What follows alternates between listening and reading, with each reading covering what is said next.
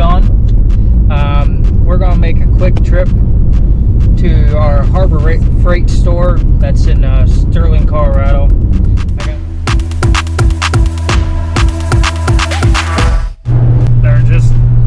They're massive. I'm not quite sure if it's true or not, but someone once told me each one of those blades is 125 foot long. And if I'm wrong, leave it down in the comments, because, well, that's how we get better. So, no, that's actually kind of a really good picture of one. That's almost good enough picture to be a green energy picture. We just have to edit out my fuel burning F-150. My wife says I have a weakness, and there's certain places I can't go and just get what I need to. Well, she was wrong today. I went in there and got just what I needed to today. Nothing else. Maybe a couple things, but nothing big. Just little things. Hi, this is John with Going Mobile. Well, I was going to build a box, but it is cheaper and more time efficient just to buy a box. So I've do some work for this gentleman that you probably have seen me do work for with the forklifts, and he just happened to have a box for a really good deal. It's a good box. We're going to go ahead and install that. Like I was telling you before, we need to get a box up here for my big sockets. So here we go.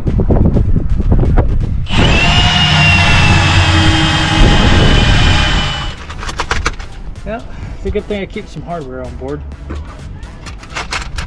And let's make sure I have enough of it. 4 bolts.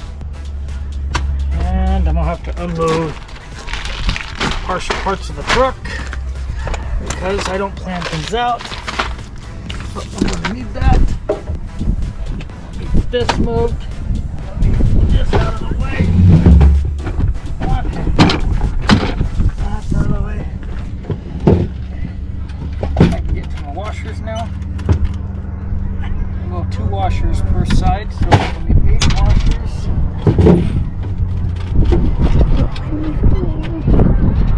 Ooh, I have those.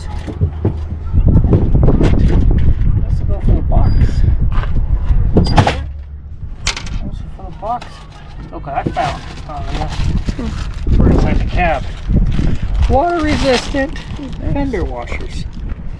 So that'd be good. I won't have to put as much RTV on it. We got some of those. You wanting your viewers to see what bolts you're going to use for this? Yes. Show. What's that? Just tell them they're grade 5s.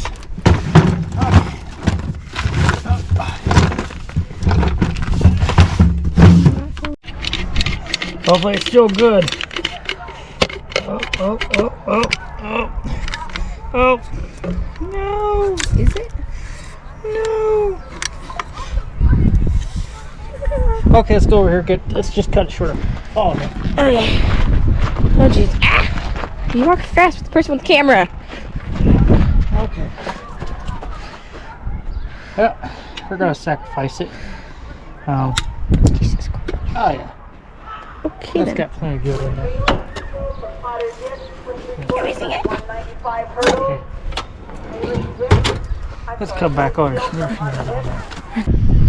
don't like water leaks. I definitely don't like water leaks. Dang it. Dang it.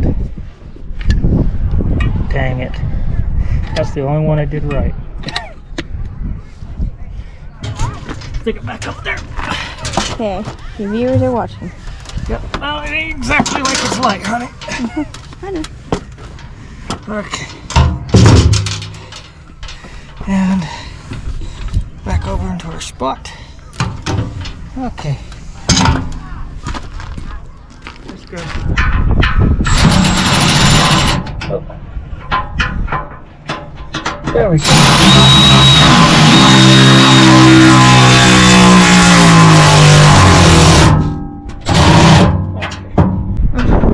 Okay.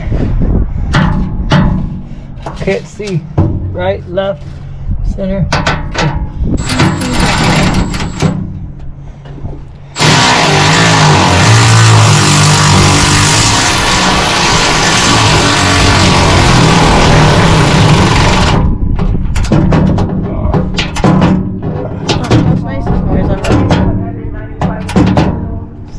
Not the most nicest noise either.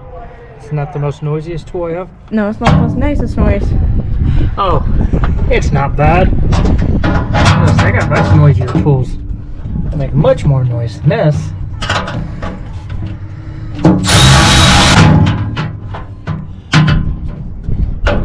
I guess there we go. These M12s are good when they work. Oh, that's a much better angle. Let's try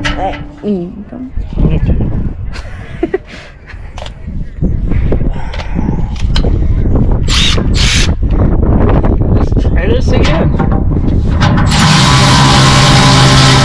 I got the box in, got the light wired up on the top, cut a little mat for the bottom, and some relief holes just in case water does get in. It can get out because it will get in there no matter what. But this is what I got.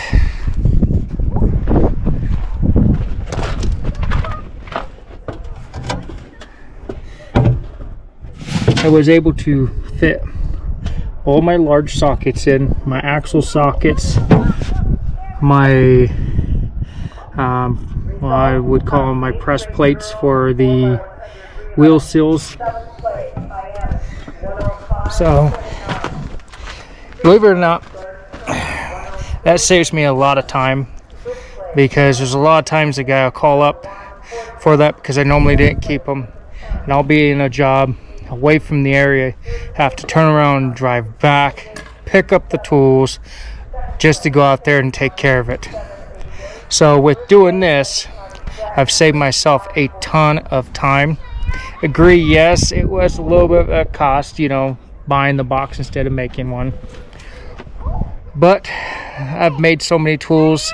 Sometimes it's just more time consuming and more cost effective, I should say, more cost effective to just make a box, because if no one's ever made a box for a toolbox, it takes a lot of time, especially when you don't have the bends or the brakes for them and you're just cutting edges and welding them. Now I have a little brake for bending steel, but it's a small one. It's for sheet metal and things like that. It won't bend any heavy gauge metal. This comes with a limited warranty, and a set of keys. So I think I came ahead of the game, but we'll see how this holds up and how it works on the service body. Until the next time.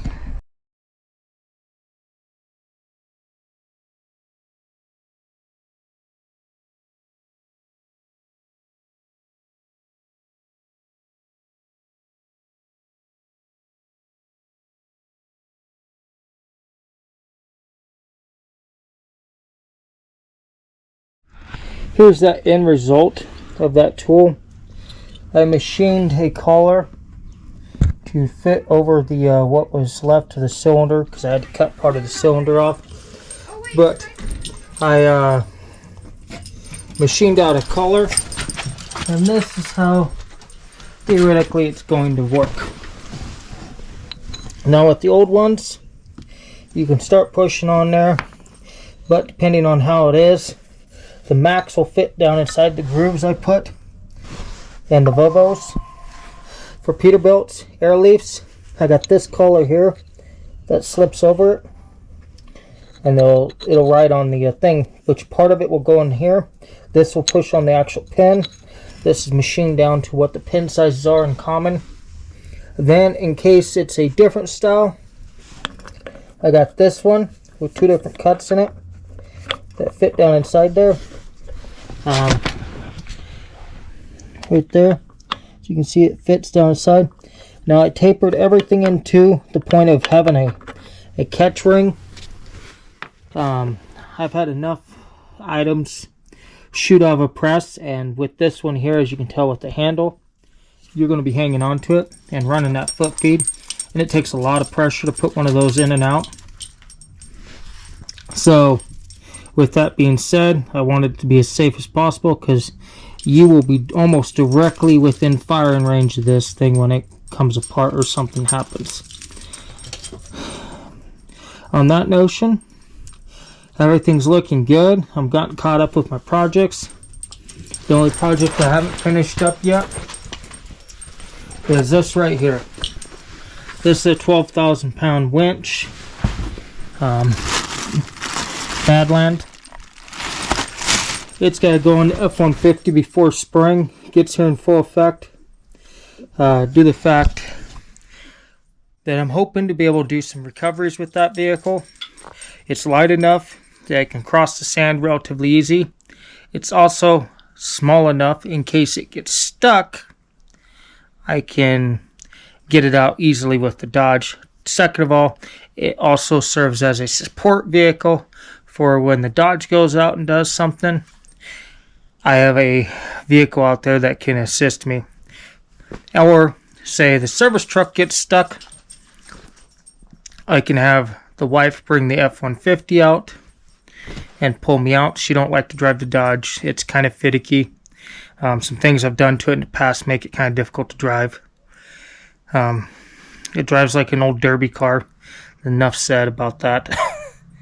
The suspension's all good, or the steering's all good. I just rebuilt all that, upgraded it, and re-engineered a bunch of things on that. So the steering is great. It's just the way the turbos come and play with it and engage. The boost spooks my wife when it takes off. So she refuses to really drive it. But the F-150, she'll drive it all day long. So that's my game plan, is to have that set up so if I need, she can come out. And I keep a Fairlead right there. One of the best Fairleads I've ever seen. It's just bulletproof. I've had sand in them, mud in them, water in them. They're relatively simple. And simple when you're doing recoveries, it's the best. Slides apart just like that. No special tools needed. Just take it apart. Put your D-ring on there. And if you get sand in them, little things, see those snap rings right there? Just tear it apart, wipe it down. And I like to use a little bit of dry lube. It's I think it's made by Lucas. It's called dry lube. And I use that in them, and it keeps them relatively everything good on them. Same with my Fairleads down here. I like to put a little bit of dry lube in there too, because they don't really come with anything. Now the ones on the back of the Dodge get used a lot more, and I don't have dry lube in those. Those are actually just grease. But for the F-150, that'll be just perfect. Well, I'm going to quit mumbling, and I hope you guys enjoyed this video. So for more videos, like I said, just subscribe or post. I try to put out at least a video a week, if not two.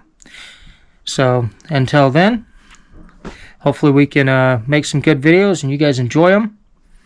And as the season gets better, I'll get some recovery videos in there of us out at the lake getting the vehicle stuck and pulling our hair out wondering what people were thinking.